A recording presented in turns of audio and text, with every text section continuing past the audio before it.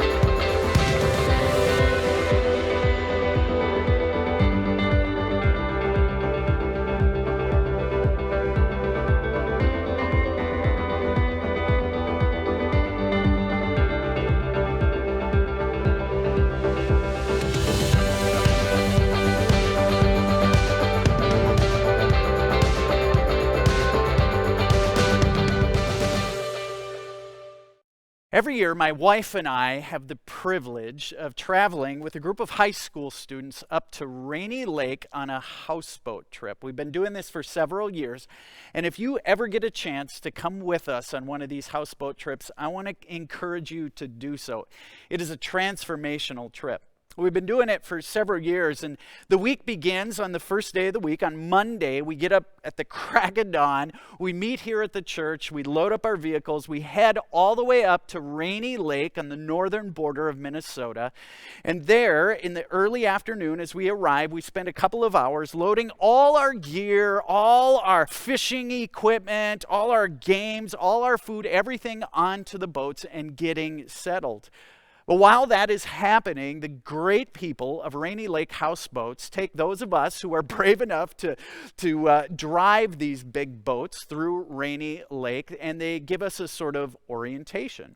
They teach us how these big old boats work. They teach us about the electrical system, about the water system. They teach us how the CB radio works, what to do if we need help, how to dock these boats. But the most important thing they do, and they do this every year, is they teach us how to navigate this big old lake called Rainy Lake. As you can see here, it is a huge lake.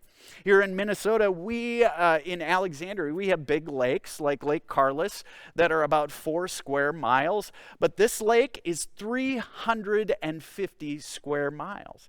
And so they teach us how it is to navigate this big old lake. And here's what they say every year. Every year, they teach us the very same thing about navigating Rainy Lake. They say to us, while you're driving these houseboats, you've got to pick a target off on the horizon. Again, this is a huge lake. You're driving these 50-foot houseboats. They tell you to pick something off into the distance. Otherwise, you will get lost. Because all the bays, all the inlets, all the islands, everything, it all starts looking the same. Unless you've got a target, a landmark, a buoy, there's an island, something that you've selected off in the distance that you are traveling towards. Well, why do I start with this? I start with this because here's the truth. The truth is that it's just the same for the church. We're launching a new worship series called Are Calvary. And for the next several weeks, we're going to talk about being the church. And here's what I think about churches. Churches too often don't have a target that they are going for. They're not clear about their purpose. They're not clear about their mission. And when this happens, I think we all suffer when it comes to the life of faith. And here's what else happens. We start believing that church is all about things Jesus never intended the church to be about. For example, maybe you grew up in a home where church was all about rules. It was all about, this is the place where you learn the rules for being good little Christian boys and girls. For others of you, church was about being right.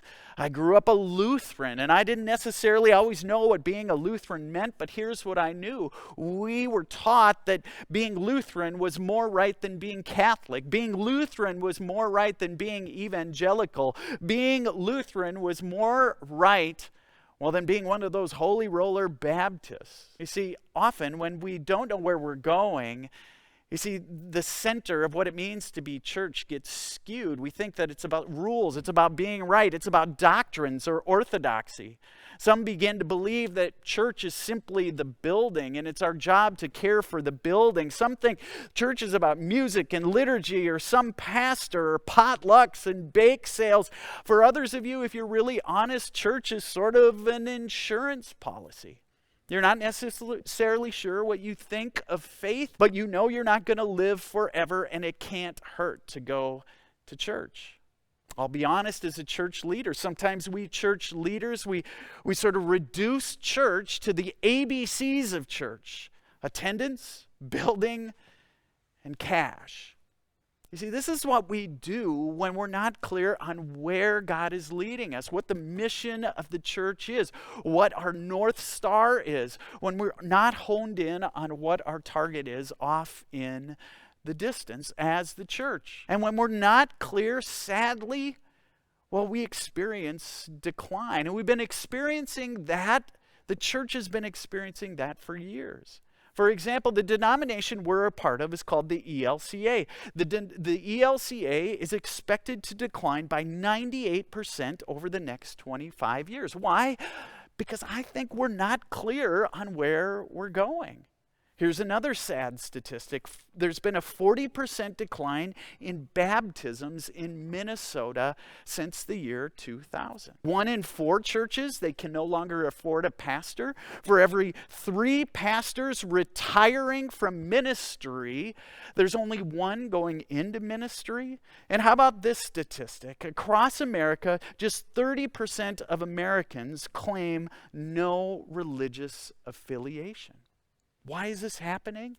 It's happening because far too often we aren't clear, church, as to where we're going, where God is leading us.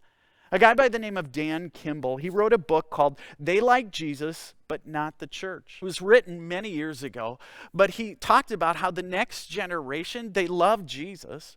They love the story of this guy who brought justice and hope and was all about peace. But they failed to understand, or we as the church failed to convey to them a connection between Jesus and the church. So here's our question that we're wrestling with today, and we're going to be wrestling with together, church, for the next several weeks. The question goes like this: what is the mission of the church? Or to put it bluntly, where are we going? All kinds of organizations have mission statements. You know this. For example, McDonald's. McDonald's mission is to make delicious feel-good moments easy for everyone. Minnesota company, Polaris, their mission is this: our vision is to fuel the passion of riders, workers, and outdoor enthusiasts around the world. Target, the store you shop at each and every week, their mission is to help all families discover the joy of everyday life. How about this one? Mayo Clinic. Their mission is this: inspiring hope and promoting health through integrated clinical practice, education, and research. So what about us? Those of you that consider yourself churchgoers, what is the mission of the church? Where are we going? Here's what I believe with all my heart. I've been a pastor for 20 plus years, and here's what I believe the mission of the church is. The mission of the church is this: to lead all people to a lifelong faith in Jesus Christ. I don't care if you're a member here at Calvary, you're a member at West Mo, you're a member in Duluth, you're a member at a church on the East Coast, the West Coast. I believe with all my heart that this is the mission that God has for the church. When the disciples were asking Jesus about the church, he said, go. I want you to go make disciples. He didn't say, just open your doors. He said, I want you to go out there and I want you to lead people to a lifelong faith in me. Why did he say that? Because he knew that life was better when we have a faith in Jesus. So here's what we're going to do, folks. For the next several weeks, we're going to explore this mission. What does it mean to be a church? A church whose mission is to lead all people to a lifelong faith in Jesus. And so to do that, to explore that, over the next 4 weeks, we're going to wonder about 4 questions. The first question is this: what does it mean to lead? If we're going to lead people, we've got to explore, what does it mean to lead?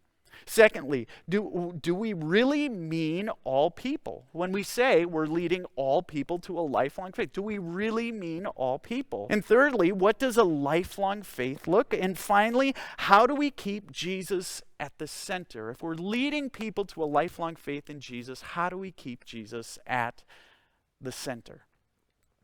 Today, I want to explore the first of those, and that's this. If we're going to lead all people to a lifelong faith in Jesus, what does it mean to lead? What does it mean to lead?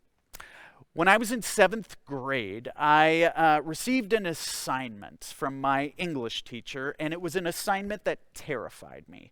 We were all given the assignment. We were to find a poem, we were to memorize it, and we were to lead the class in that poem. We were to recite it in front of the whole class. This may come as a shock to you, but that assignment terrified me.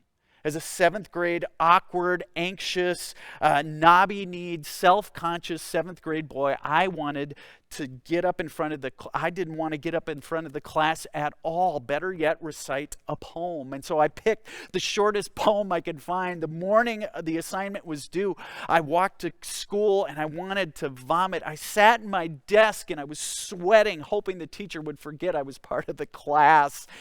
And I don't know what happened, but I cannot remember what happened from the moment I stood up to the moment I sat back down. Even to this day, when you say the word poetry, my blood boils. I think God has a great sense of humor, because now what I do for a living is I get up in front of people and I talk. But here's what I know: leading is hard.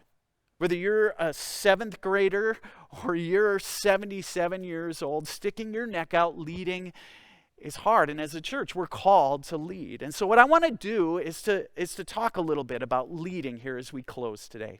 And we're going to do that by looking at the life of Moses. If you've been around the church, you know the story of Moses' life. He was as a little baby, his mother placed him in a basket and floated him down the Nile River, believing he would have a better life with whoever found him there in the river. He was found, lo and behold, by the Pharaoh, the Egyptian Pharaoh's daughter, who raised him in Pharaoh's home. And Moses took advantage of living sort of a life of luxury. He grew and he climbed the ladder in Pharaoh's regime. And lo and behold, God one day would use Moses to lead God's people to freedom.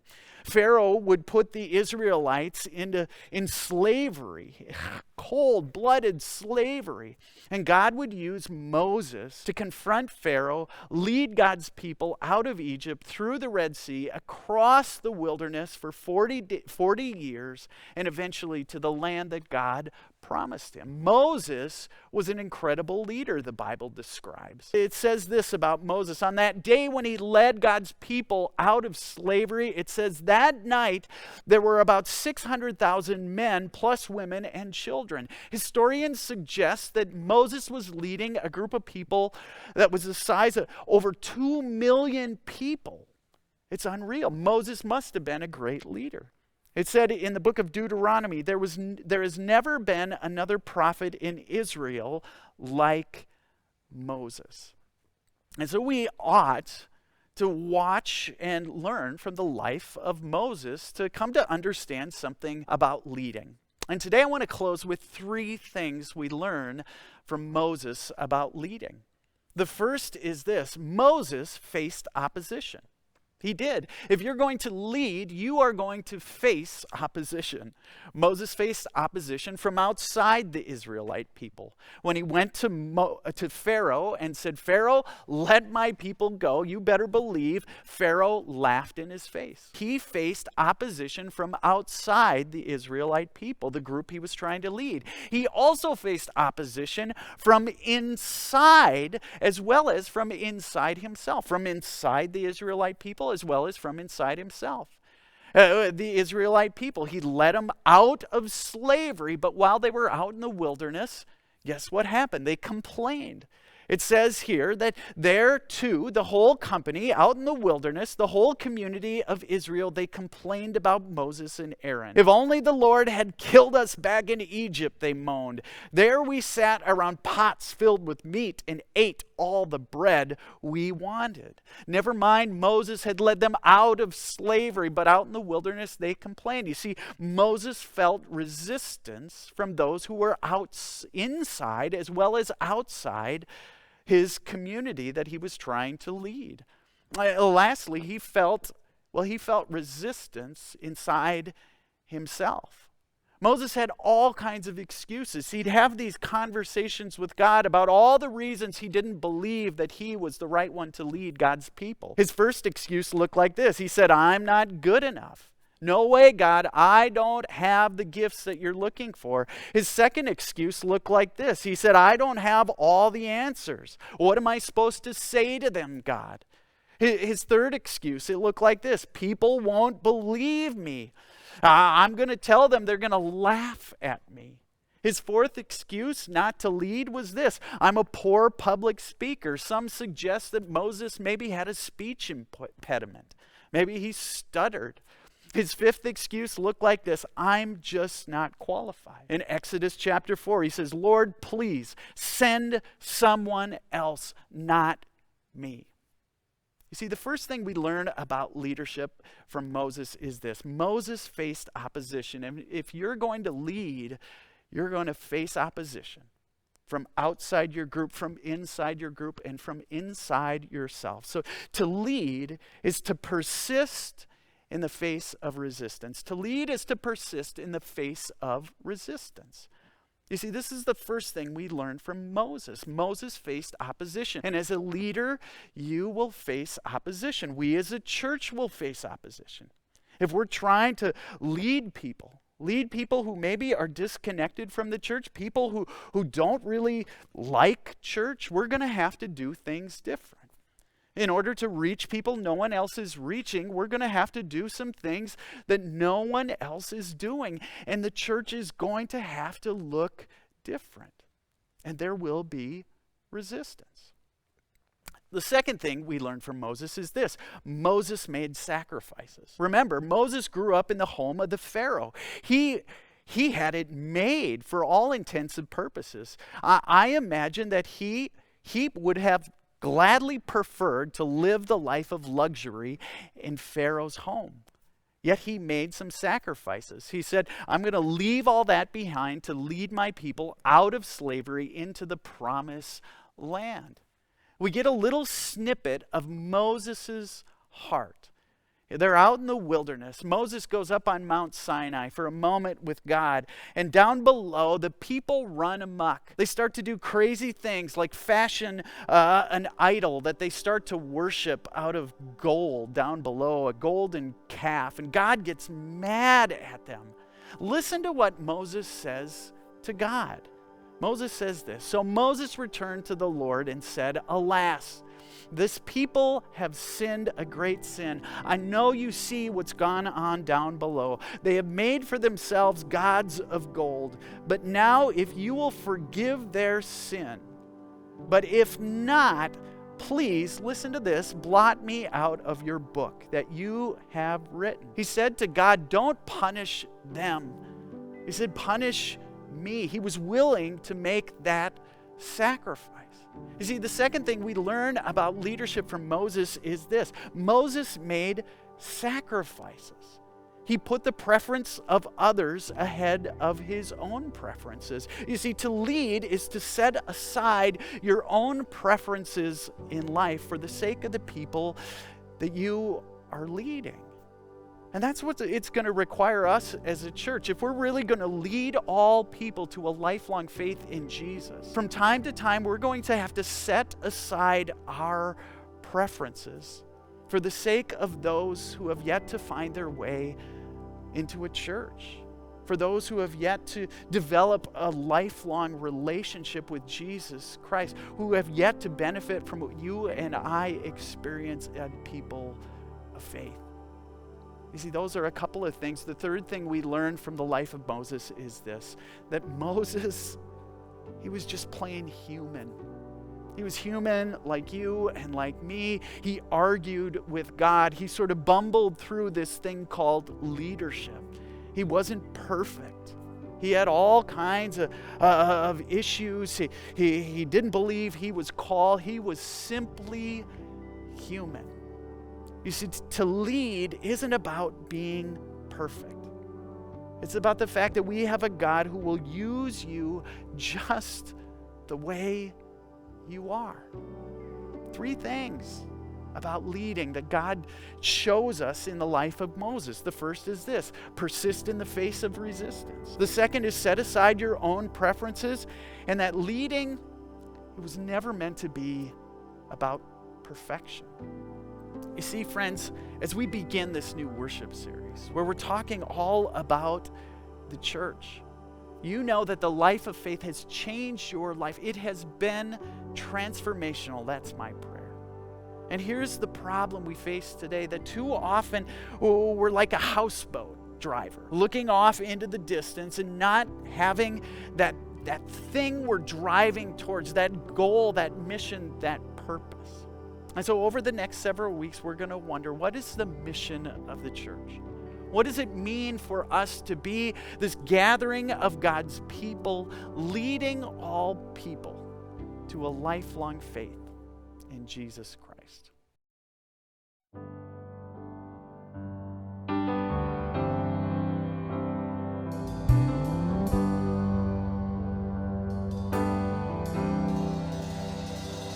Though I'm pressed on every side, I still know I'm not abandoned. Though the ways of God aren't mine, I still know I'm not forsaken.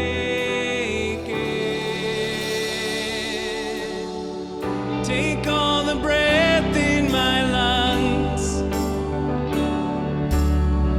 You'll hear the rocks crying glory to God. Take everything that I've got, and you'll see 2 empty hands lifted up. You may silence me, but the cross forever speaks.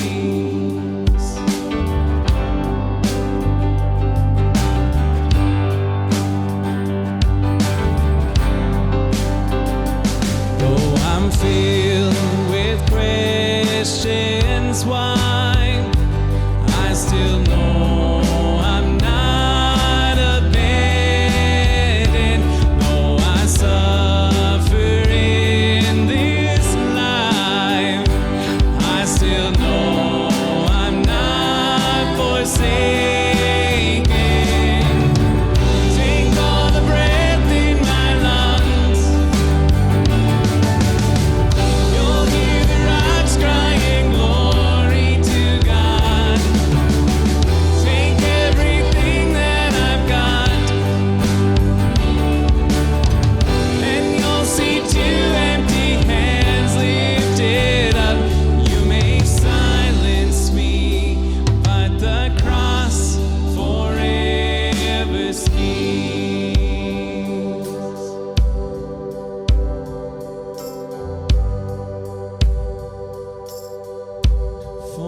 Forgiveness for my enemies, mercy and grace,